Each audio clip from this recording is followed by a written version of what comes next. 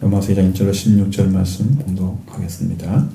그러므로 남을 판단하는 사람아 누구를 막론하고 네가 핑계하지 못할 것은 남을 판단한 것으로 네가 너를 정죄하니 판단하는 네가 같은 일을 행함이니라. 이런 일 행하는 자에게 하나님의 심판이 진리대로 되는 줄 우리가 아노라. 이런 일을 행하는 자를 판단하고도 같은 일을 행하는 사람아 네가 하나님의 심판을 피할 줄로 생각하느냐? 혹 내가 하나님의 인자하심이 너를 인도하여 회개하게 하심을 알지 못하고 그의 인자하심과 용납하심과 길이 참으심의 풍성함을 멸시하느냐? 다만 내 고집과 회개하지 않은 마음을 따라 진노의 날 곧 하나님의 의로우신 심판이 나타나는 그날에 이 말 진노를 내게 쌓는도다. 하나님께서 각 사람에게 그 행한 대로 보응하시되 참고 선을 행하여 영광과 정의와 썩지 아니함을 구하는 자에게는 영생으로 하시고 오직 땅을 지어 진리를 따르지 아니하고 불의를 따르는 자에게는 진노와 분노로 하시리라. 악을 행하는 각 사람의 영에는 환난과 권고가 있으리니 먼저는 유대인에게요 그리고 헬라인에게며 또 선을 행하는 사람에게는 영광과 정의와 평강이 있으리니 먼저는 유대인에게요 그리고 헬라인에게라. 이는 하나님께서 사람을 외모로 취하지 아니하십니다. 무릇 율법 없이 범죄한 자는 또한 율법 없이 망하고 율법이 있고 범죄한 자는 율법으로 말미암아 심판을 받으리라.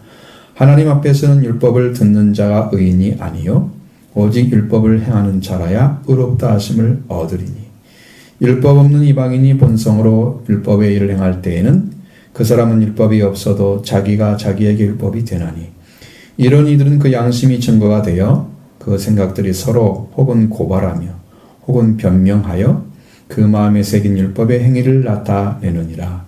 곧 나의 복음에 이른 바와 같이 하나님이 예수 그리스도로 말미암아 사람들이 은밀한 것을 심판하시는 그날이라. 아멘. 남을 판단한다는 말씀을 먼저 합니다. 그러면 남을 판단하는 사람을 향해서 말씀을 하고 있는데 그것은 왜 그럴까? 그 사람의 행위 때문입니다. 판단을 했으면 자기는 그런 삶을 안 살아줘야 하잖아요. 그 위에 삶을 살아줘야죠. 그 위에 삶을. 근데 판단하고 나서 자기도 똑같은 삶을 살아. 그러니까 판단하는 사람을 향해서 이야기 안 할 수가 없는 거죠.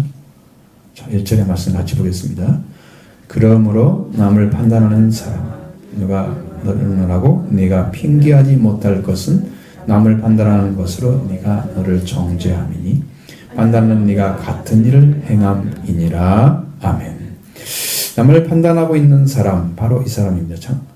로마서 1장 12절에 기록된 말씀 그런 사람에 대해서 말하고 있는데 그들이 같은 일을 행하는 자는 사형에 해당한다고 하나님께서 정하심을 알고도 자기들만 행할 뿐 아니라 또한 그런 행한 자들을 옳다 하느니라.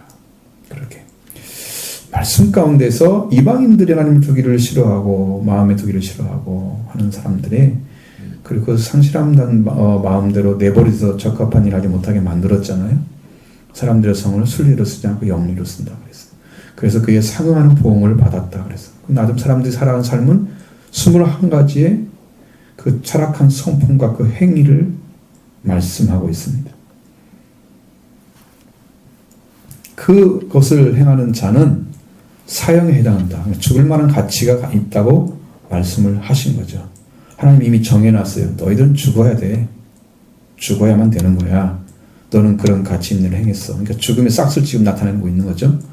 그러한 싹을 나타내고 있는 사람들을 죽어야 돼. 그것을 알고도 자기들도 행하고 그 행하는 사람들을 또 칭찬을 해. 성원을 해줘. 이렇게 하는 사람에 대해서 하나님께서 심판을 선고하지 않으면 누구를 선고하겠어요? 판단한다고 하면 판단은 근거가 있을 거 아니에요. 그 무언가는 자기가 어떤 걸 가지고 근거를 가지고 판단할 거 아니에요. 그러니까 그 사람은 판단할 어떤 근거가 있으면서 그렇게 하는 사람을 옹호해 준다? 자기도 하고? 이 사람이 더 문제 아니에요? 이 죄를 행한 사람은 이미 타락한 사람은 알고 있잖아요. 근데 그걸 성호를 해준다, 막 칭찬한다, 그런 말이거든. 옳다 하느니라, 그 말은. 자, 그런 사람을 향해서 성경은 남을 판단하는 사람아라고 불렀습니다. 자신이 판단하는 판단으로 자신이 판단받아야 할 자리에 서 있는 자들이 바로 유대인들이었다. 이렇게 판단하는 자에게 누구를 막느라고 네가 핑계하지 못할 것은 남을 판단하는 그것으로 네가 너를 정죄하는 것이다. 판단하는 네가 같은 일을 행하고 있다. 이렇게 적나라하게 그대로 얘기해줍니다. 남을 판단하는 그것을 자신이 그대로 행하고 있다면 그 사람은 그것으로 자신이 정죄를 받을 수밖에 없는 거예요. 우리가 비판하지 말아야 할 이유는 나도 비판받아야 될 그대로 비판을 받기 때문입니다. 자기가 한 비판으로 그대로 비판을 받는 거죠. 내가 판단한 거 다른 사람 판단했죠? 너도 그대로 판단해, 그거 가지고. 그럼 너도 같은 일을 행했어? 그럼 너는 판단할 자격이 없는데 판단했네? 자기 죄에 또 하나의 죄를 쌓는 거야. 응? 자기 죄가 원래 있잖아요? 그 위에다가 또 하나 죄를 쌓는 거야. 응? 판단해가지고 다른 사람은 나은 것처럼 마치 뭐 가르치는 능력이 있는 것처럼. 그러니까 사람을 함부로 판단하면 안 돼. 왜? 영적으로 보세요. 여러분, 말씀이 있는 사람이 그걸 가지고 올바르게 인도해 줘야 돼요. 그건 판단하는 게 아니고 이끌어가는 거예요. 신령한 자는 판단하지만 판단을 받지 않는다 그러잖아요. 영적인 사람, 성령 받은 사람이 얘기하는 거예요. 아무렇게나 누구에 서가지고 막 가르치고 이런 것은 옳지 않아요.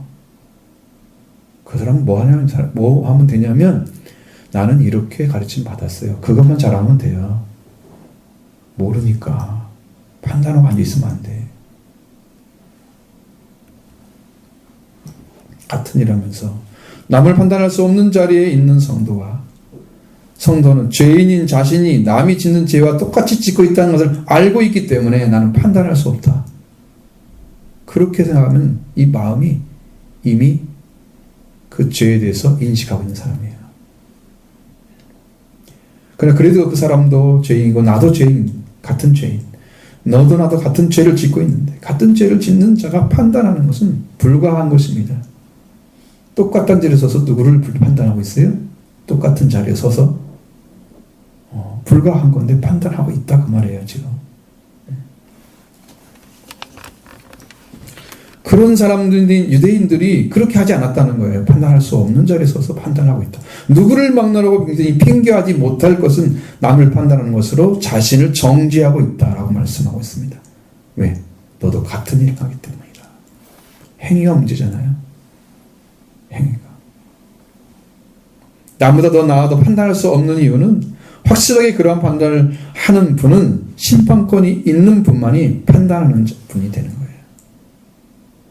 심판권, 판결할 능력을 하나님이 가지고 계신 거예요. 그런데 누구를 판단하고 누가 하겠어요?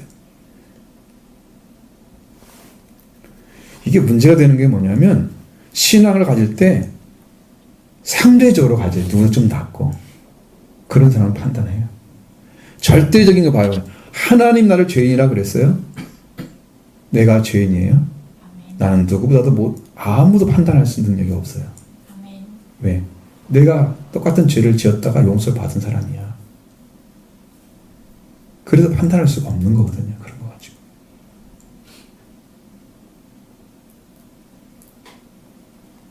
남보다 나아도 안 되는 거예요.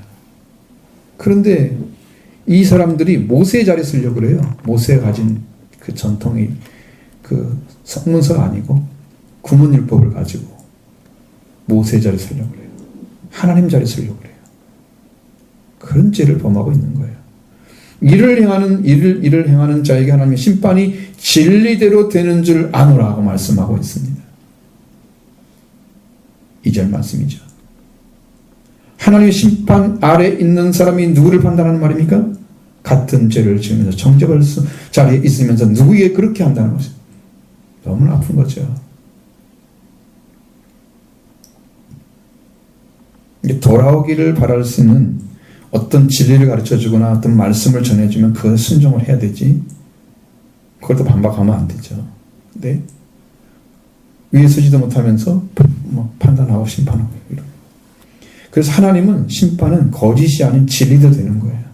사람들이 꾸미는 말이 아니란 말이에요. 자기들 잣대가 아니란 말이에요. 하나님의 말씀대로 되는 거란 말이에요. 잣대가 정확해야지 여러분. 그래 판단이 정확하겠죠. 하늘의 알맹이도 떨어지지 않게 하시고 하늘의 쭉정이도 알곡에 들어가지 않게 하시고 정확해야 되겠죠. 하나님의 저울은 정확합니다. 거짓이 없는데 이 진리 앞에 진리도 되는데 그 누가 그걸 가로막아요. 자, 같은 일을 행하는 자에게 하나님의 심판이 피할 줄 알라고 생각하냐 물고 있으면 같이 보시죠. 3절입니다. 이런 일을 행하는 자를 판단하고도 같은 일을 행하는 사람아 네가 하나님의 심판을 피할 줄로 생각하느냐. 이런 일 앞에서 말씀드렸처럼 21가지 죄의 성품과 그 행위 통해서 나타나는 죄악을 가리키는 이런 일을 행하는 사람. 행하는 자를 판단하고도 같은 일을 행하는 사람아 그래서 네가 하나님의 심판을 피할 줄로 생각하느냐.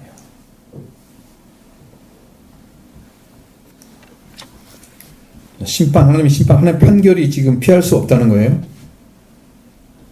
그게 너무 명백하니까 자기가 같은 일을 행하면서 판단하고 있는 것이 너무 명백하니까 피할 수가 없다는 거죠. 피할 수가 없습니다. 하나님의 심판은 이제 1장 32절 같은 이 같은 일을 행하는 자는 죽음에 합당하다고 하나님이 정하심 알고도 자기들만 행할 뿐 아니라 또한 그런 일을 행하는 자들을 찬성하느니라 라는 말씀에 이어서 2장 3절에는 이런 일을 행하는 사람아 똑같이 묻죠. 네가 하나님의 심판을 피할 줄로 생각하느냐. 그 다음에 4절에 네게 하나님의 인자하심에 대해서 왜 멸시하느냐고 묻고 있습니다. 4절 5절을 읽습니다. 혹 내가 하나님의 인자하심이 너를 인도하여 회개하게 하심을 알지 못하여 그의 인자하심과 용납하심과 길이 참으심이 풍성함을 멸시하느냐. 다만 내 거짓과 내게 하지 아니한 마음을 따라 진노의 날 곧 하나님의 의로우신 심판이 나타나는 그날에 이 말 진노를 내게 쌓는도다. 아멘. 자, 심판의 대상인 네가 이렇게 하나님의 인자하심이 너를 인도해서 회개하게 하심을 알지 못하여.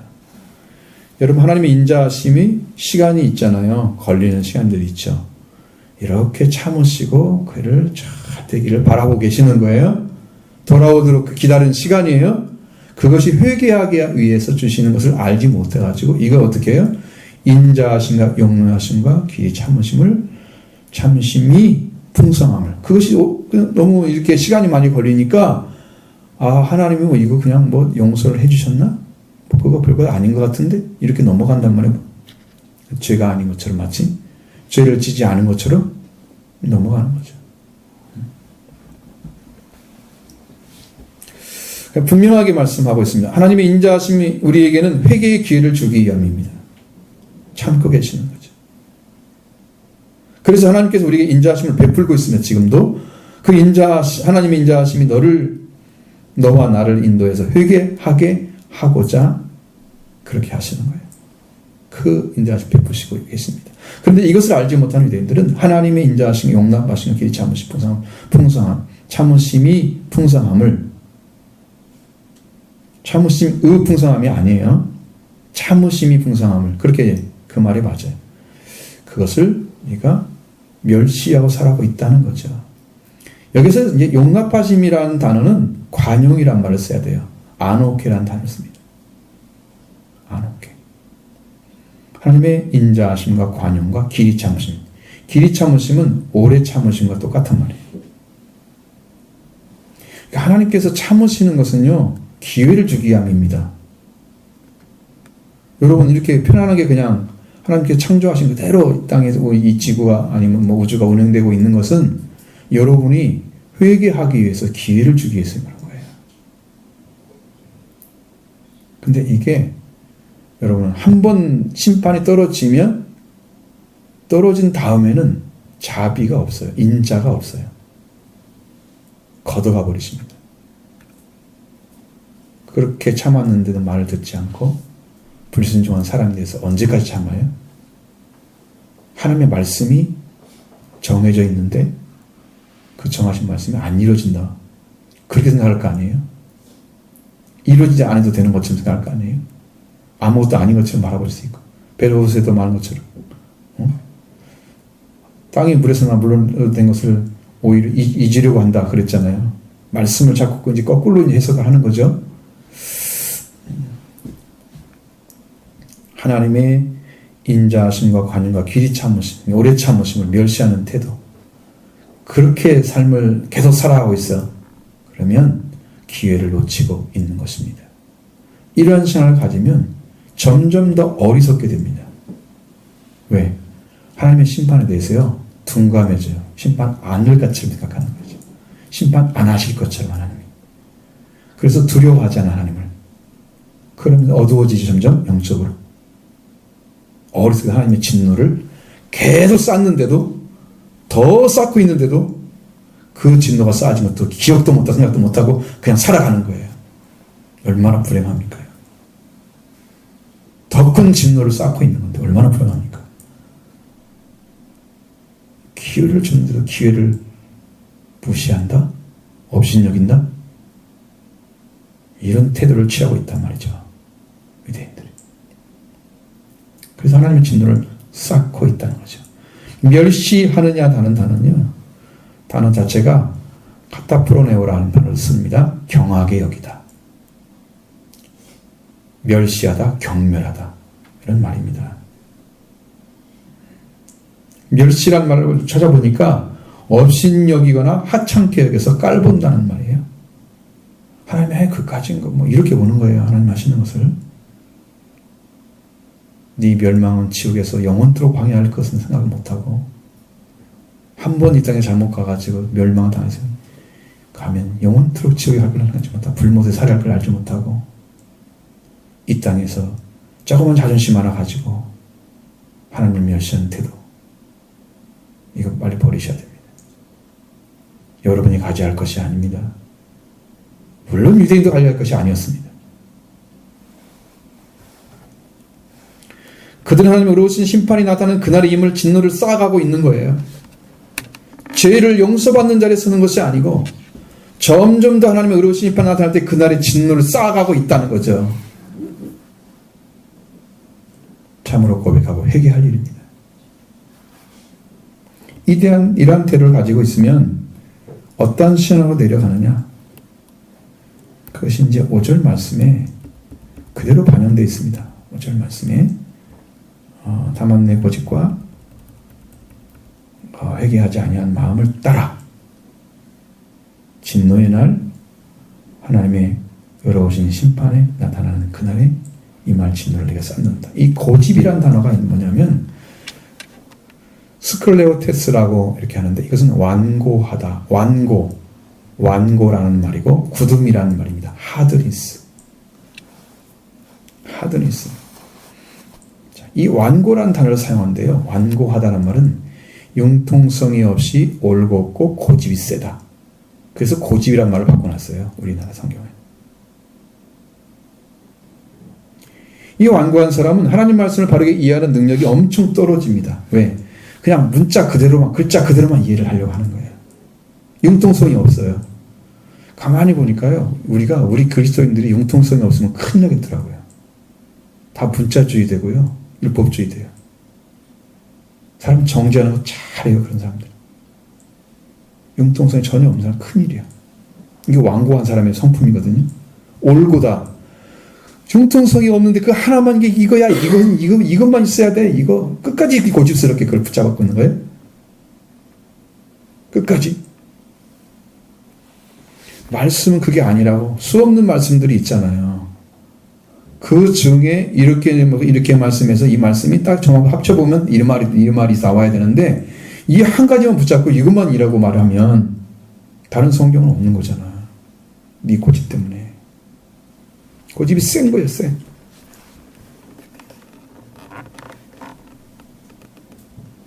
그래서 하나님의 말씀 가지고도 유대인들이 만든 전통, 그 전통을 가지고 사람들을 다 평가를 하잖아요. 예수님까지도 평가를 했어요. 안식일의 문제, 정결예식의 문제 다 지적했잖아. 지들이 맞다고. 예수님은 니네 속이 깨끗하면 겉도 깨끗하다. 겉만 깨끗하게 속은 다 더러워. 탐욕이 가득 차 있는데도 그런 건 못 보고 겉만 깨끗하게 하면 이게 정결 잘 된 거야. 손 씻고 밥 먹으면 참 잘 된 거야. 뭐 그런 거 그게 중요해요.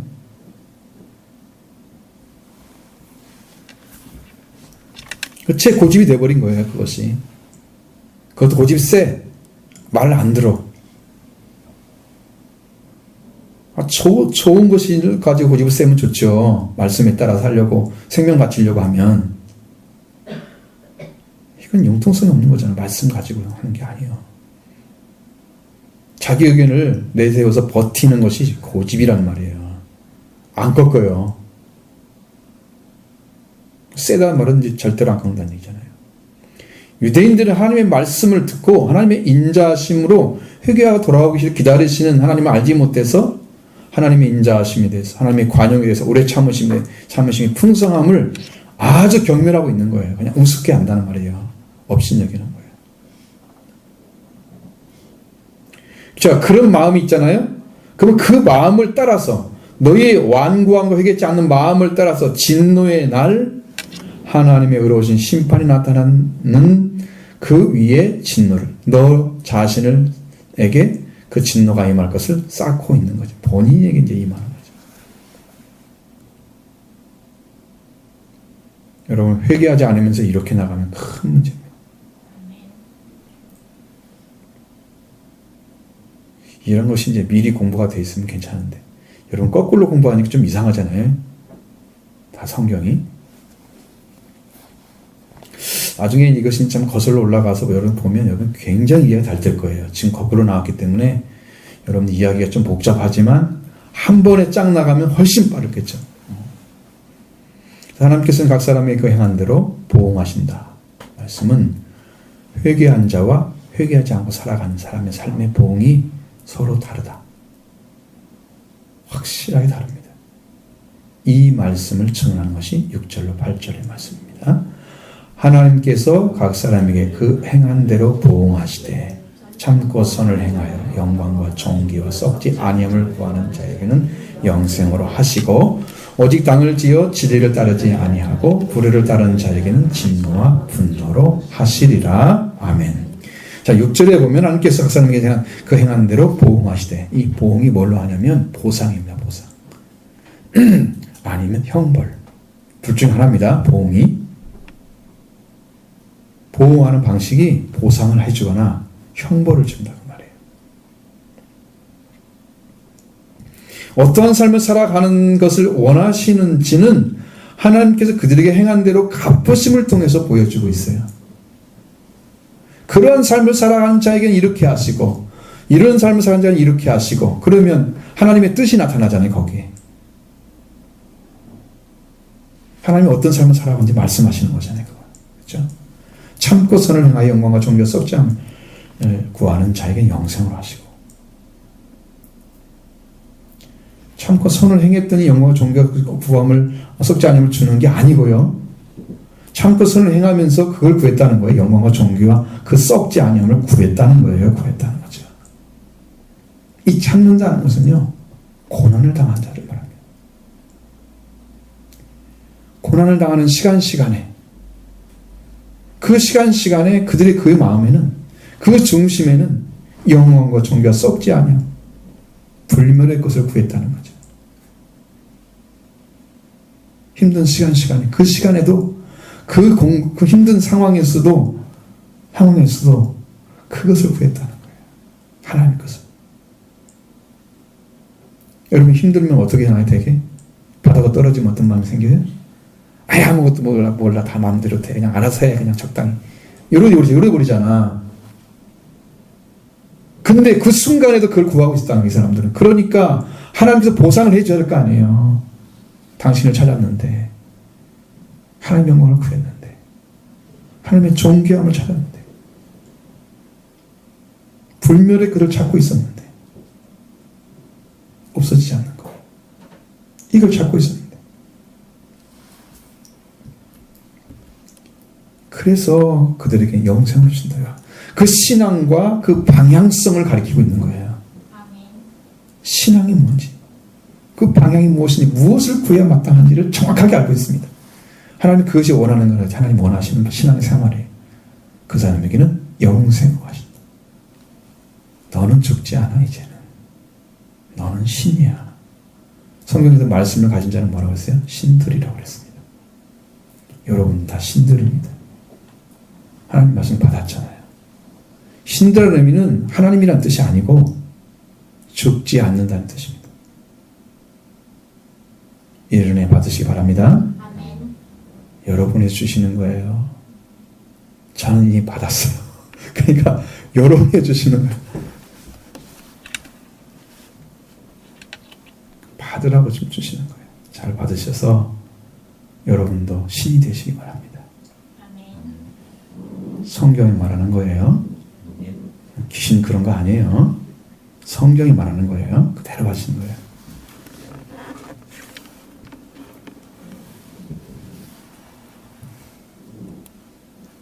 자, 그 다음에 8절의 말씀을 보면 여기서 당을 짓는다는 말이 나옵니다. 여기는요, 오직 당을 지어 이런 말을 쓰는데 성경에는 전혀 그런 말이 아닙니다. 여기는 오로지 비열한 본성 때문에 이렇게 해석을 해야 정확하다. 그래서 그 본성을 따라서 오로지 비열한 본성을 따라서 진리에 불순종하고 불의를 따르는 자에게 진노와 분노로 하실 것이다. 이렇게 말씀하고 있는 거예요. 비열한 본성은 여러분도 아시죠? 저 사람 비열해. 그럼 어느 때는 잘 이렇게 하는 것 같이 보이다가 어느 순간에 딱 꺾어지고 딴짓하고 있고 그러잖아요. 말씀을 잘 따르는 것처럼 보다가 또 딴짓하고 있고 그러잖아요. 사람이 이렇게 비열해? 그러면 이제 좀 창피스럽잖아요. 창피해. 왜? 내가 왜 이렇게 못났어? 나를 바라보게 되잖아요. 그런 성품을 가지고 진리를 되는, 불순종해. 진리에 대한 불순종하고 불의를 따라가. 그럼 거꾸로 갔잖아요. 그 사람에게 진노와 분노로 하실 것을 말씀하시는데, 이 진노의 단어는 하나님의 심판을 가리키는 진노를 말합니다. 하나님이 판결하실 거라는 거죠. 그냥 놔두지 않습니다. 분노는 마음이 강팍하고 완악한 사람들과 지를 순종하지 않고 악을 행하는 사람들에게 나타날 것이다. 성경에 많이 그 말씀하고 있습니다. 8절과 9절에도 계속 이야기합니다. 하나님의 진노는 고통과 절망을 초래할 것입니다. 여러분, 이것은요, 상상이 안 되는 거예요. 이건 마지막 때 일어날 일이에요. 현재 진행되면서 마지막 때 일어날 일들이에요. 반드시 그들은 다시 돌이킬 수가 없는 악한 자리에 떨어지게 될 것입니다. 하나님의 심판 안에 들어가는 거예요. 분노와 진노 안에 들어가면 끝이에요. 너무 두려운 거예요. 이걸 선포하는 자체도 두려워요. 그냥 말씀이니까 얘기를 해야 되지. 진짜 여러분이 그 떨어진다고 생각해보세요. 상상을 해보세요. 하나님께서 갑자기 어느 날, 야, 그는 네가 대지마, 손대지 마, 나에게 맡겨, 내 손에 넘겨라. 위험합니다. 왜? 주의 종을 통해서 하나님 성령으로 주신 말씀을 자기가 지금 거슬렸잖아요. 하나님이 하신 건데 거슬렸어요? 네가 말해도 안 듣는 거 내가 직접 다룰게. 이렇게 하신 거예요? 하나님이 직접 다루면 형벌 받을 것 그대로 다 형을 받게 하시고 고통당 그대로 고통받게 하시고 막 굴려요, 막 굴려. 거기서 불순종은 버림받는 거예요. 이제. 그렇게 두려운 거예요. 그러니까 진노와 분노 이거 선포하는 것도 그냥 두려운 거예요. 여러분 너무 슬픈 일이에요. 이거 들어가면 다시는 돌이킬 수 없는 자리에 떨어져 버린다니까요.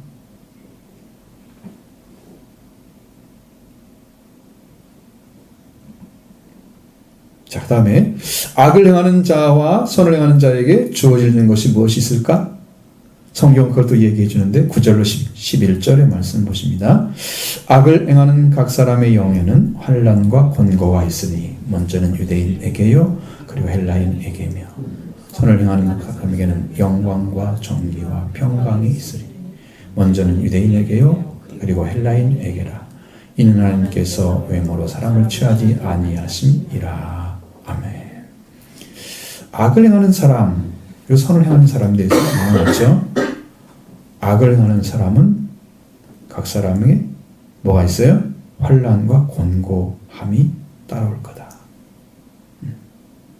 그리고 이어서 먼저는 유대인에게 그리고 헬라인에게다. 이 악을 행하는 사람이 뭘 얘기하느냐면 하나님께 대한 불신과 자기 주장만을 가지고 살아가는 사람을 가리킵니다.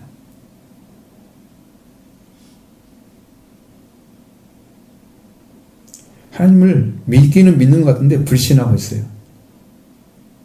믿어도 안 믿는 것 같아. 불신하는 거예요. 신앙생활을 하면서 그런 사람이 되면 불신하면 안 되죠. 믿음을 달라고 기도해야 되겠죠. 자기 주장을 안 꺾어. 그게 악을 행하고 있는 거예요 지금. 어딘가는 대립되어 있겠죠. 자기 주장이 있으니까 부딪힌 사람이 부딪히겠죠. 말씀에 대한 얘기면 지금 여러분 이제 사람 관계에서는 잘 화해하면 되잖아요. 근데 말씀은 화해가 잘 안 되잖아. 왜? 말씀은 완전한 건데 내 생각 집어넣어가지고 이 생각하면 돼요? 하나님께 대항하는 거지 그것은. 자기가 하나님과 싸워봤자 누가 이기겠어요? 위험한 짓을 하고 있는 거예요. 이렇게 살아가는 사람에게는 그 영의 환난과 곤고가 따라온다는 거예요. 환난과 곤고가. 이 곤고라는 단어는 스테노코리아 곤궁이라는 말도 들어갑니다. 곤궁. 스트레이츠 아니면 고통, 디스트레스. 고난이라는 말도 씁니다. 어플리케이션.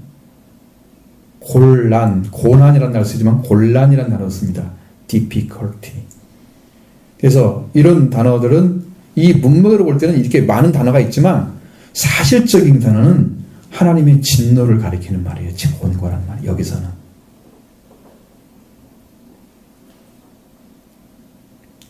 그러니까 이렇게 불신과 자기 주장만을 내세우는 사람이 하나님 진노하지 않을 수 있어요?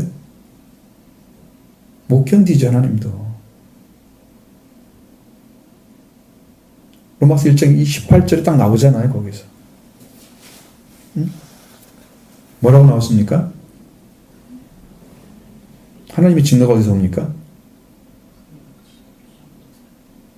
그런 사람이잖아요. 지금 여기 말씀하면 불의로 진리를 막는 사람들 하늘로부터 진노가 하나님 진노가 나오죠? 그 곤고가 이거 하나님의 진노를 가리킨다고 말이에요. 그래서 악을 행하는 사람 각 사람 영에는 환난과 하나님의 진노가 있을 것이다. 먼저 유대인에게는 헬라인에게다. 이건 헬라인 유대인에게 딱 나오잖아요. 이런 말은 헬라인은 선택받지 못한 이방인들을 가리키는 거예요. 대표예요. 유대인은 선택받은 사람을 가리키는 거예요. 그러면 선택받은 사람은 선택받지 못한 모든 사람들에게 동일하게 올 거다. 자, 이 말을 설명하기 위해서 그렇게 안 쓰고 그때는 다 구분될 거 아니에요? 알 수 있단 말이에요. 우리는 설명을 해야 되지만 그때 세계는 설명 안 해도 알 수 있는 단어란 말이에요. 이것이. 모든 사람에게 이렇게 된다는 거죠. 뿐만 아니라 선을 행하는 사람에게, 각 사람에게는 영광과 존귀와 평강이 있을 것이다. 이렇게 선포합니다. 선을 행하는 각 사람의 선은 개인적으로 하나님과 관계 안에서 이루어지는 일입니다. 대개 선은 성경에서 말하는 구원을 가리키는 단어입니다. 뗄 수 없는 거예요. 선이라는 말과 구원은 딱 붙어 있어요. 선을 행하신 하나님이 그는 우리를 구원하신다는 의미입니다. 선을 행하는 것은 구원을 향하여 살아가는 삶을 가리키는 겁니다. 우리는 선을 가질 수는 없습니다. 우리 스스로는 선을 가질 수가 없어요. 선은 이 지구 밖에 있는 거예요. 하나님, 예수 그리스도 자기도 선한 사람이라고 하지 말라고 그랬잖아요. 하나님만이 선한 분이세요. 우리 선을 행하는 건 불가능해요. 선을 향해서 가는 거예요.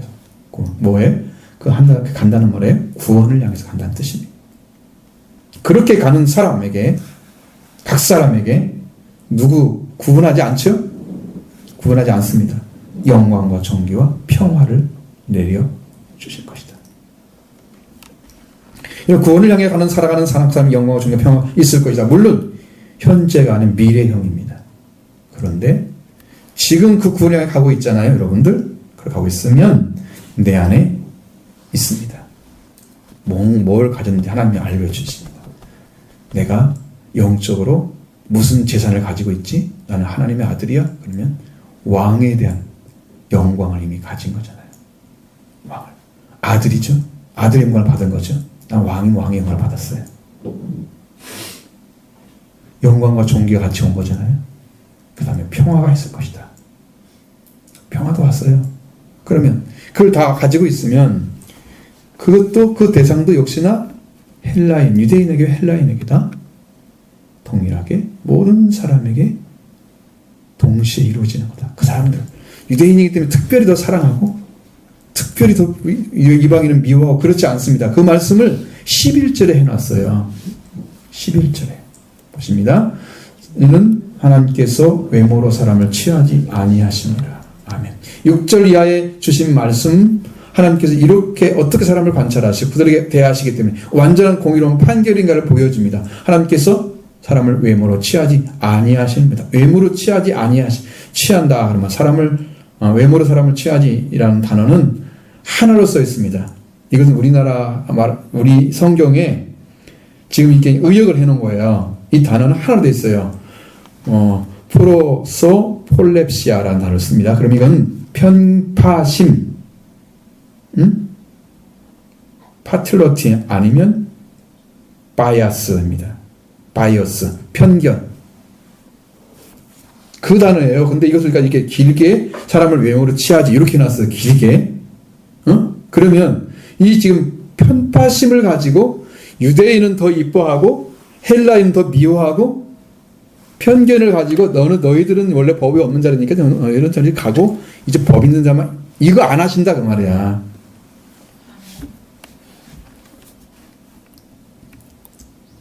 바이어스 같은 거 없습니다. 하나님 안에는 이미 다 없어요. 처음부터 없었어요. 단지 인류를 구원하기 위해서 유대인들을 선택하신 거예요. 그를 통해서 구원하시기 위해서 하나님이 그 백성을 선택해서 그 혈통을 통해서 예수를 보낸 거예요. 그리스도를. 그게 하나님의 목적이었어요. 선택은 하나님의 선택이었죠. 우리가 선택 안 당한 데에서 우리가 왜 선택 안 하냐고 말할 수 없는 거지. 우리는 지음받은 자지 지은 자가 아니잖아요. 난 사람이 왜 나 태어나게 했어 모르잖아요. 나도. 난 사람도 몰라 왜 네가 태어났는지. 왜? 하나님이 보내시니까 태어났겠지. 그걸 어떻게 알아? 모르잖아. 그건 자기 것도 아닌데 뭐. 하나님 태의 열매는 하나님 것이잖아. 어떻게 알아 그걸? 하나님 것인데. 하나님께 돌려드리면 되는 거예요. 그게 복이에요. 그러니까 유대인이 태어나고 싶을 때 유대인 태어나보면 좋겠죠? 할 수 있어요? 마음대로? 못하죠. 난 이방인 태어나고 싶어? 그런 사람은 없단 말이에요. 성경대로 하면 나도 유대인 혈통 때문에 좋겠죠? 어떻게 태어나요? 마음대로? 못하죠. 그러니까 하나님이 정하셔서 주었었어. 그럼 나는 거기서 주어진 삶의 속에서 최선을 다해서 말씀 따라가는 그런 믿음을 갖는 게 우리가 중요한 문제이지, 하나님이 편파심 안 가진다는데, 편견을 하지 않는데 똑같이 유대인에게 헬라인에게 똑같이 하신다. 하나님의 공의로우심입니다. 이방인도 유대인도 동일하게 하나님은 사랑하고 계시는 거죠. 여러분도 그렇게 취급받고 있는 걸로 믿으시기 바랍니다. 유대인이나 헬라인이나 하나님이 받으시는 것은 동일하다. 동일하다. 그렇죠? 뿐만 아니라 율법을 받지 못한 자들의 범죄와 율법을 받은 자의 범죄가 동일한 결과를 가져온다 라고 말씀하고 있습니다. 12절 봅니다. 무릇 율법 없이 범죄한 자는 또한 율법 없이 망하고, 무릇 율법이 있고 범죄한 자는 율법으로 말미암아 심판을 받으리라. 아멘. 율법 없이 범죄한 자들은 누굽니까? 율법 받지 못한 자들은 이방인들입니다. 이들은 범한 죄는 율법 없이 지은 죄입니다. 율법 없이. 그들은 율법이 없이 멸망시킬 것이다. 그리고 율법이 있고 범죄한 자는 율법으로 말미암아 심판을 받을 것이다. 그러면 법을 준 것은 법을 알라고 주신 것이 아니죠. 법이 있으면 이게 무슨 법이야 무슨 법이야 이거 알라고 준 거예요? 지키라고 준 거예요? 그러니까 율법을 지키지 아니하고 범죄를 했으니, 법을 어겼으니 어긴 없이 하나님의 재판의 판결은 그들에게 내려질 거다. 왜? 율법을 어긴 건 범죄잖아요. 그러니까 율법이 없이 지은 사람도 범죄예요. 율법이 있는데 율법을 어겼어요. 범죄예요. 동일한 결과가 온다 이 말이야. 동일한 결과가. 범죄를 한 사람은 멸망을 당하거나 심판을 받는다는 성경은 분명히 얘기합니다. 유대인이나 헬라인이나 똑같다는 거죠. 그래서 회개하는 자는 바로 이런 문제를 해결하는 길을 얻는 거예요. 회개하고 이렇게 나가면 그대로 당하는 거죠. 우리가 죄를 범하는 것은 죄인이 되는 것입니다. 그리고 죄를 범했기 때문에 죄인이 되었습니다. 이미. 그러면 그 다음에 죄인이 멸망을 당하거나 하나님 심판을 받는 마지막 판결이 남아있는 것 뿐이에요. 아직 그걸 모르기 때문에 세상 사람들이 살아가고 있는 거지, 지금 판결은 이미 하나님께 준비하고 있어요. 왜? 살아온 대로 지금 기록이 되고 있잖아요. 하나하나. 응? 그 사람 삶에 기록이 다 되어 있어. 지금 다 되어 있어. 그 마지막 심판은 이 팩트를 가지고 얘기할 거거든. 지금 아무도 대답을 못해. 당연히 맞습니다. 넌 지옥 가면 당연히 맞아. 너는 예수님 피로 씻음 받았구나. 이 팩트잖아. 이거 가지고 판결하는 거야. 너는 죄가 다 덮여졌어. 끝났어. 그러니 얼마나 기쁨이 되겠어. 천국에서 가는 거예요. 천국으로. 이렇게 정해버리는 거예요. 이게. 이런 판결은 하나님이 불공평하거나 공정하지 않는 판결을 절대로 내리지 않는다. 모든 사람에게 공평하게 내리신 자. 이렇게 말씀하고 있습니다. 그러니까 우리는 안심하셔도 됩니다. 몸만 따라가야 돼요. 하나님께서 우리를 어떻게 인도하시는지만 알면 돼요. 참고 선을 행하는 자가 되면 되겠죠. 또 선을 행하는 자가 되면 되겠죠. 구원을 쫓아가는 자. 이렇게 되는 것이죠. 이것만 있으면 되는 거예요. 우리는. 뿐만 아니라 하나님 앞에서 율법을 듣는 자가 의인이 아니라고 말씀하고 있습니다. 13절 봅니다. 하나님 앞에서는 율법을 듣는 자가 의인이 아니요 오직 율법을 행하는 자라야 의롭다 하심을 얻으리니. 아멘. 그러면 하나님 앞에서 율법을 듣는 자가 의인이 아니요 율법을 행하는 자라고 말씀하시는 것은, 자, 율법을 듣는 것은요 누구나 할 수 있는 거예요.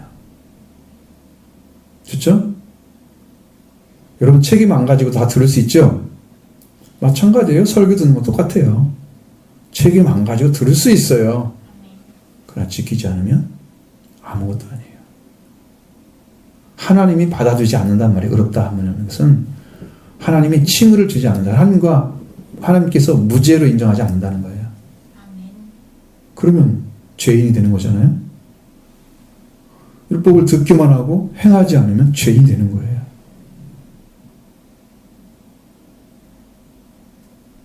말씀을 많이 안다? 살지 않으면 죄인이에요. 선을 행할 줄 알면서 행하지 않는 자는 죄다. 죄 짓는 거예요? 여러분, 삶으로 들어가지 않는 신앙은요, 다 이론적인 거예요. 여러분, 아무리 예수님의 피와 속죄와 부활이 있어도 그것이 이론에 나와 있어요. 머릿속에는 알고 있는데 실제 내 안에 안 이루어졌어? 아무 상관없는 거예요. 실제가 오는 것만이 완전한 것입니다. 그것을 여러분이 주기 위해서 주님이 그렇게 일을 하고 계시는 거예요. 지금도 오셔서 율법을 듣는 자 의인이 아니고 율법을 행하는 자라 의인이라 얻는다고 말씀하고 있으니까, 자, 그러면 율법을 행하는 자가 되려고 하면 무엇이 필요하냐면 율법에 대해서 깊은 이해력이 따라와야 돼요. 그 말이 무슨 말인지 이해를 못하면 안 되는 거죠. 왜 이걸 해야 되지? 정확히 알아야 돼요. 그럼 한치 오차 없이 할 수 있어요. 예수님 그걸 하고 있잖아요. 성경에서 예수님 자라가는 모습 속에서 뭐가 나와요? 사람과 하나님에게 사랑스러워 가시더라. 그 다음에는 어땠어요? 뭐가 왔어요?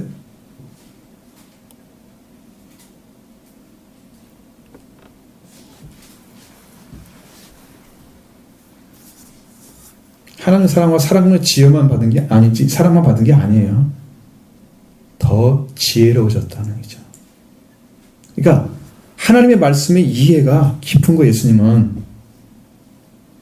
그러니까 이 율법을 행할 수 있는 하나님 관계 안에서 이 말씀이 오면 이해를 충분히 하니까, 깊이 이해를 하니까 이 말씀대로 살아가서 율법을 이룰 수가 있었던 거예요. 그 이해력이 없는 사람들은 율법 행하지 못합니다. 그럼 예수님처럼 퍼펙트하게 어떻게 행해요? 사람이 그렇게 가질 수 있어요? 못합니다. 왜 안 되냐 그러면 하나님의 법을 어겨서 죄를 범해서 하나님 말씀과 끊어진 사람이 어떻게 하나님과 관계 안에 있는 말씀을 100% 퍼펙트하게 이해를 하겠어요? 그럼 불가능하니까 우리 율법을 행할 수 없다고 얘기하는 거예요. 안 되는 걸 해야 된단 말이에요. 그러면 이것이 되게 하려면 뭐가 필요하냐면, 우리가 하나님께 가서 지혜를 얻고 충분한 이해를 갖게 되려면 그리스도의 속죄와 부활을 받아서 죄가 없어져야 돼요. 그리고 하나님 관계가 부활되어져야 돼요. 그래서 하나님의 지혜를 얻어야 이제 알게 되는데, 그러면 율법이 필요가 없게 돼요. 왜? 그 율법을 이루신 분이 우리한테 준 거잖아. 죄와 그 부활의 다 주신 거잖아. 뭐가 필요해? 필요가 없어지는 거야, 율법이. 속죄와 부활이 필요한 거지. 죄를 지은 사람이 율법을 줬어요. 처음에 확실하게 나가는 길을 알려주기 위해서 주신 거예요. 그냥 처음부터 끝까지 지킬 수 있는 사람은 없는 죄인이라면, 사실을 알게 되면은 사람인 스스로가 나는 의인 될 수 없네, 이걸 알게 되는 거예요. 우리가 자신이 스스로 율법을 다 행함으로 의롭다함을 얻을 수 없다는 사실을 알게 되는 거예요. 그렇게 됐을 때 이것을 주셔서 율법을 얻게 하려면 하나님을 믿게 되는 거예요. 하나님 어떻게 해야 됩니까? 알려주시라고, 가르쳐주시라고, 이렇게 들어가는 거예요. 그래서 그렇게 해서 하나님 관계 안에서 예수 그리스도를 통해서 의를 얻게 되는 거예요. 욕을 못 찾아내고 자기가 스스로 행하려고 하는 사람은 지금도 율법주의자, 죄 아래 있는 사람, 의를 얻지 못하면서 죄 가운데 사는 사람이 되는 거예요. 그러니까 그것은 여러분에게 별로 필요하지 않는 거예요. 자, 보십시오. 율법이 없는 이방인들은 율법의 일을 행할 때 이 사람은 율법이 없어도 자기에게 율법이 됩니다. 14절로 15절 보겠습니다. 율법이 없는 이방인이 본성으로 율법의 일을 행할 때에는 이 사람은 율법이 없어도 자기가 자기의 율법이 되나니, 이런 이들은 그 양심이 증거가 되어 생각들이 서로 혹은 고발하며 혹은 변명하여 그 마음에 새긴 율법의 행위를 나타내느니라. 아멘. 이 성경은 꼭 이렇게 가로가 쳐져 있어요. 그만, 그렇죠? 이걸 이제 번역하는 사람들이나 아니면 필기일에서 다시 사본을 만드는 사람들 있죠? 이 사람들이 고의적으로 뺄 수도 있어요. 그 부분을. 어떤 사람은 빼지 않고 계속 기록해놨고 어떤 사람은 빼고 기록해놔서 이게 나중에 사본이 여러 가지 생겨다 보니까 어떤 사본은 없고 어떤 사본은 있고 그래서 이제 있는 걸 갖다 넣으려 보니까 완전하지 않으니까 가로를 쳐놓은 거야. 이제 어떤 사람은 없다, 어떤 사람은 있다 이렇게 해가지고 이게 고의적인 게 많아요. 이거 있는 게 맞아요. 없으면요 연결이 안 돼요. 성경이 위에 말씀이 전혀 연결이 안 돼. 그러면 이해를 못 해. 자, 그냥 좀 있다고 믿습니다. 그렇게 믿고요. 율법이 없는 이방인은 본성으로 율법의 일을 행할 때에는 그 사람은 율법이 없어도 자기가 자기에게 율법이 된다 그랬어요. 어떤 명령을 했단 말이에요. 하나님께서. 그 명령을 몰라 이 사람은. 율법이 없으니까. 그런데 거기에 준하게 삶을 살아. 그래서 그 자기가 사는 삶이 율법이 되어주는 거야. 이게 법이야. 이렇게 살아야 돼. 이게 맞아. 이게 선한 거야. 이게 바른 거야. 하나님 없는데 그렇게 생각하는 거야. 하나님 없는데 자기가 자기에게 율법이 돼서 본성을 가지고 그런. 그래서 이 사람은 율법이 되는데 자기에게 율법이 되는데 자기가 살아가는 생활이나 혹은 한습이나 함적인 삶이나 어떤 풍습을 따르는 것이나 어떤 제사식이나 어떤 제사를 드리는 거거나 혹은 단신에게도 뭐 바치는 거 뭐 여러 가지 있죠. 그 나머지 수없이 많겠죠. 예를 들면 이 사람이 하나님을 알지 못하는데 이 사람이 살아가면서 율법을 받지 못한 사람이 겪는 모든 이방인들의 본성으로 율법을 일을 행하는 걸 말하는 거예요. 율법은 없으면서도 율법의 일을 행하고 있는 걸 말하는 거예요. 저는요 이 말씀이 해석이 안 됐어요. 제가요. 그러니까 그 정도가 어린 거죠. 영적으로. 지금 해석이 다 됩니다. 보면 다. 이게 다예요. 그래서 이 세상에 살아가면서 율법을 받지 못한 사람이 겪는 이방인들이 겪고 있는 본성으로 살아가는 그 자체가 율법의 일을 행하고 있는 거다. 자기가 자기에게 율법을 행하고 있다. 그래서 본성으로부터 사람이 본디 가진 성질 그냥 태어날 때부터 천성적인 거야. 근데 뭔지는 모르는데 그걸 하고 있어. 율법처럼 마치 율법 받은 사람처럼 그런 거예요. 그러면 천성으로 율법의 일을 행하는 사람 할 때 이 사람 율법이 없어도 자기가 자기에게 율법이 되어진다는 거예요. 그렇다면 자기가 자기에게 율법이 되면 뭐가 증거하냐? 그 양심이 증거가 되는 거예요. 나는 이런 삶을 살았어. 나는 이런 삶을 살았어. 내 마음에 이미 기록이 되어 있단 말이죠. 나는 이때는 내 양심이 이렇게 얘기하길래 나는 이렇게 판결하고 따라갔어. 이렇게 사니까 요것은 이렇게 했다고. 다 그게 있을 거 아니야. 하나하나가 다. 자기 자신에게는 기록이 되어 있단 말이에요. 그러면서 그 양심이 증거가 돼서 그 생각들이 고발하거나 변명하거나 이런 일이 벌어진단 말이에요. 왜? 물어보니까 양심적으로 너 그때 왜 그렇게 판결했어? 내 마음에서 이렇게 한 거예요. 변명을 하거나 아니면 자기 생각을 얘기하거나 고발하거나 이건 잘못된 것인데 이렇게 한 거예요. 저 사람이 이렇게 해서 고발할 수 있잖아요. 다른 사람. 그래서 그 삶이 그렇게 엮여진 것들을 이 본성으로 엮여진 것들을 이렇게 해석을 한단 말이에요. 율법이 없는 사람들에게는 해석을 해가는 거죠. 이렇게 해서 율법의 행위를 마음에 새긴 율법의 행위를 나타내고 있다. 그래서 율법이 없는 자는 스스로에게 율법이 되고 이런 이방인들은 그 양심이 증거가 돼서 그 생각들 서로 고발하기도 하고 혹은 변명하기도 하면서 그 마음에 새긴 율법의 행위를 나타내는. 율법은 없으니까 율법의 행위만 있잖아. 지금 자기 스스로 평가했기 때문에. 그렇죠? 그래서 양심이라는 게 사람이 있다는 거예요. 하나님의 또 다른 장치. 양심. 콘사이언스. 시네데시스라고 합니다. 여기서는 헬라어로 시네데시스라고 하는데 선악의 판단을 위해서 인간에 내재하는 기능. 이것이 양심이라고 말합니다. 옳고 그름의 판단도 들어가겠지만 여기는 선악의 판단입니다. 중심. 하나님께서 창조하실 때부터 주신 것입니다.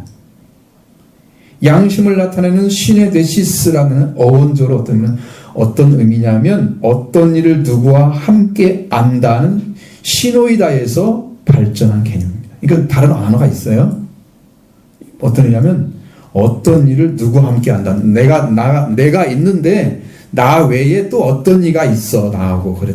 내가 하고 있는 일을 얘도 알아. 그 아는 존재가 양심이야. 또 다른 내가 있다니까. 그 양심이라는 단어. 근데 이것이 어떤 것이냐면 보편적인 선의 공지입니다. 함께 안다는 거죠. 보편적인 선. 뭐 도덕적인 개념도 될 수 있고 나름 사회 통념도 될 수 있고 여러 가지 있잖아요. 그런 것들을 그냥 함께 아는 거겠죠. 글자대로 말하면 사람에게 내재해 있는 지식으로서 마치 이성이 진리와 허위를 구별하는 것, 그런 기능이 있잖아요. 이성이라는 존재가 여기서 뭔가 이렇게 판단하고 그러잖아. 그렇죠? 양심은 선과 악을 식별하는 기능입니다.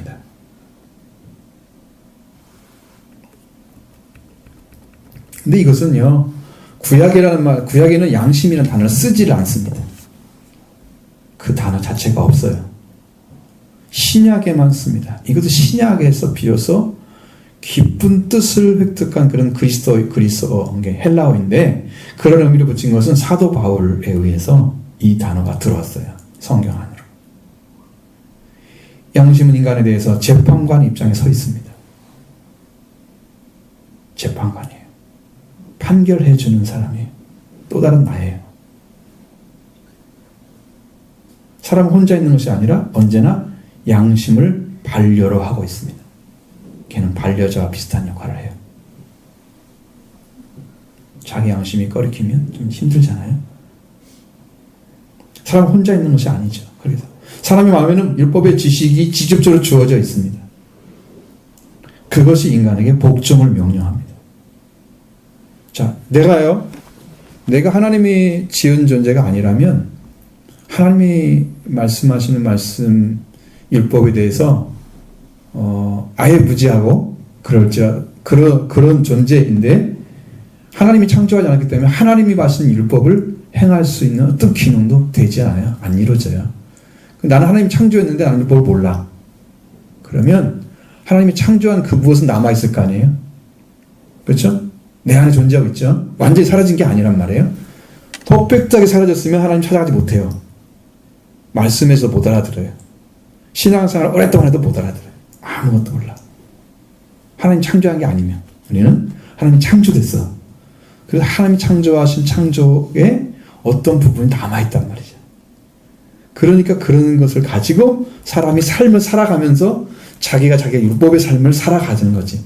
근데 그 양심이라는 존재가 그걸 판단을 시켜가지고 이렇군 저렇군 하면 그게 맞아, 이거 뭐라, 이건 아니야, 이렇게 이제 서로 한단 말이에요. 안에서 그런 일이 벌어지면서 율법이라는 것이 없는데 율법이 주어진 것처럼 삶을 살아가. 그거예요.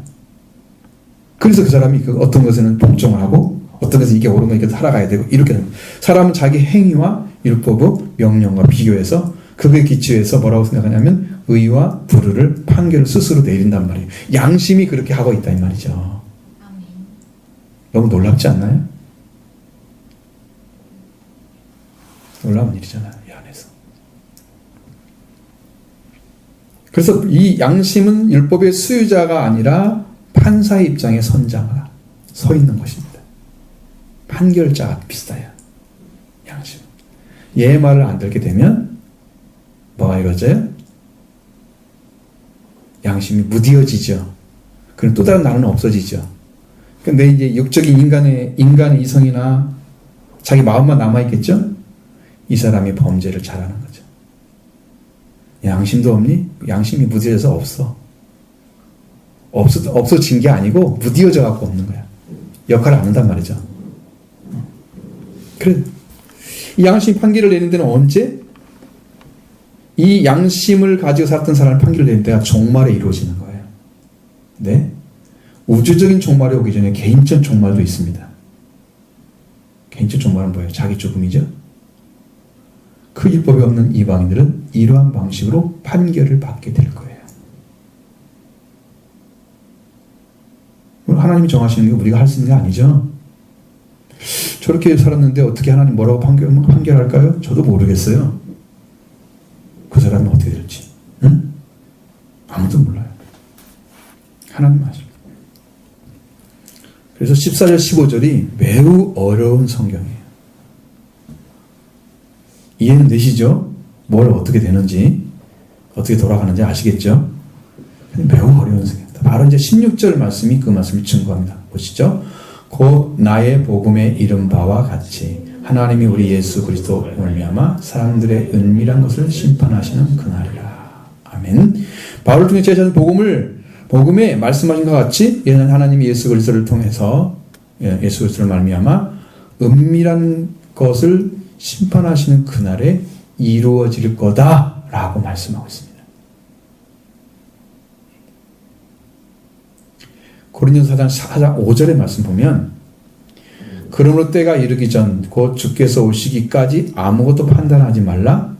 그가 어둠에 감추인 것들을 드러내고 마음의 뜻을 나타내시리니 그때 각 사람에게는 하나님으로부터 칭찬이 있으리라.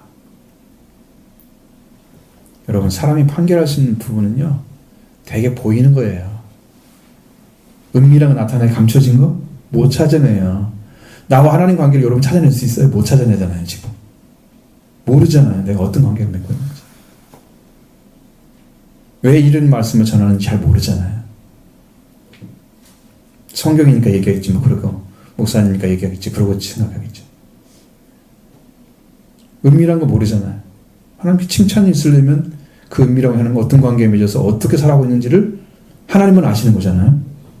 그때 나타나실 거예요. 반드시 하나님 예수 그리스도를 인해서 사람들이 은밀한 것을 심판하신 그날에 이런 일들이 있을 것이다. 근데 은밀한이라는 단어를 보면 크립티스라고 합니다. 숨은 히든이라는 말 쓰잖아요. 히든 은밀한 비밀의 시크릿 있잖아요. 시크릿.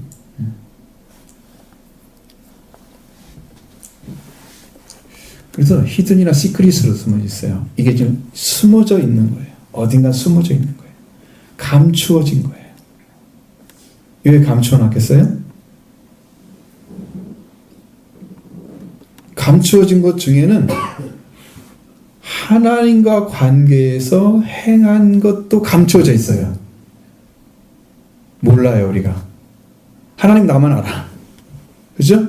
그 다음에 두 번째로 심판하시는 때는 하나님과 관계없이 살아간 삶,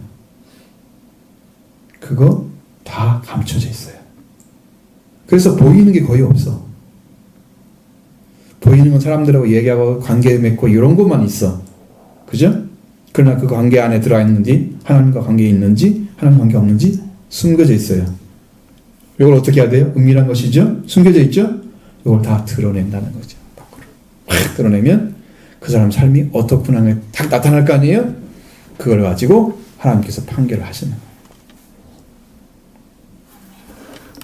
그래서 하나님께서 그것을 다 드러내셔서 심판, 즉 판결을 내리실 거다.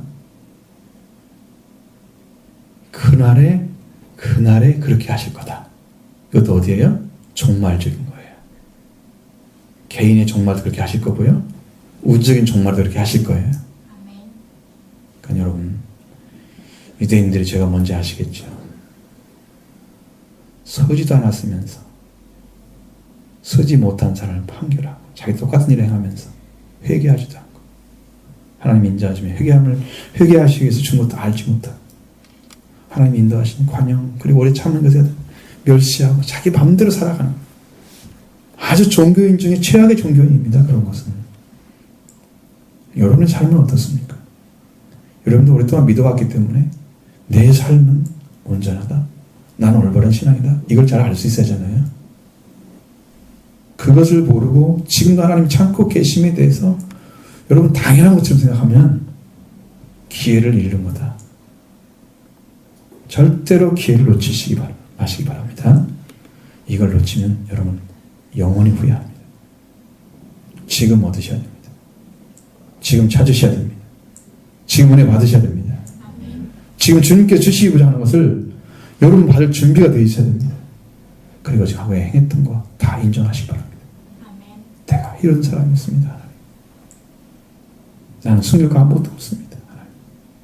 다 이런 사람입니다. 그래서 여러분 새롭게 하나님을 주님과 관계가 만들어져서 주님 안에 새로운 완전한 관계 회복되어지고 하나님의 영광을, 하나님의 존귀를, 하나님의 평화를 바라보고 믿음으로 나가던 이런 삶으로 가기를 소원하고 기도하는 그런 믿음의 사람 되기를 원합니다.